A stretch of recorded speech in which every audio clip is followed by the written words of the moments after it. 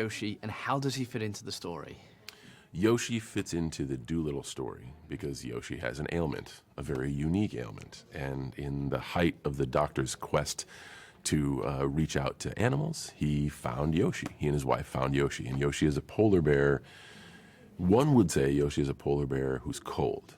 I like to say Yoshi is a polar bear seeking warmth. So when you learn about Yoshi, Yoshi is also a very positive, friendly, valuable asset who uses his talents and strengths to help. How does one go about voicing, at the very least, a polar bear? Is that something you have to get into a mindset for? It is, but that mindset is developed by the folks making the movie. So you trust your director, you trust those in production to give you viable advice of like, hey, this is kind of what we're thinking, this is how we want to shape this, because I may have an image in my head, but if I just go off and do my own thing and it doesn't match the entirety of the live action animation, they might as well throw away my sound clips. It's really it's really an exercise in trusting the process. Obviously, I'm guessing what you got to see were images of what he would eventually sort of look like.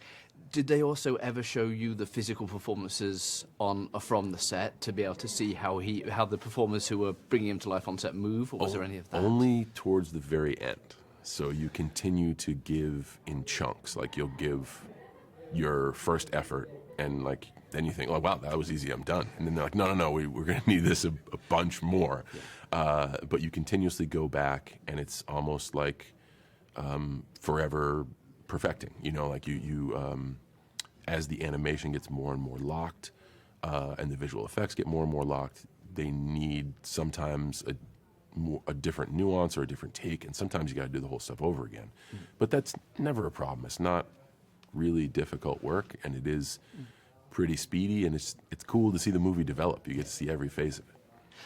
Is it, though, in any way a challenge to come up with the comedy angle without a direct co-star to feed off of? Is that a particular sort of skill you have to develop? Not really. So it's just a specific skill. That's a great way to put it.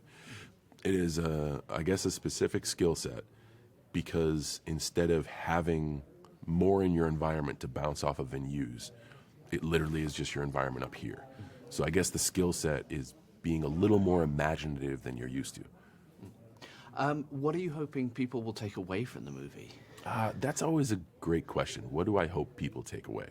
My answer is always the same. I want everyone that goes to see Dolittle to be entertained. And if they get a takeaway from seeing something after being entertained, that's really special. If they can identify with the family aspect of the film, or the perseverance, the ability to not give up, the character arcs that happen, like all those, there's really interesting takeaways in the film that I can watch and I can have.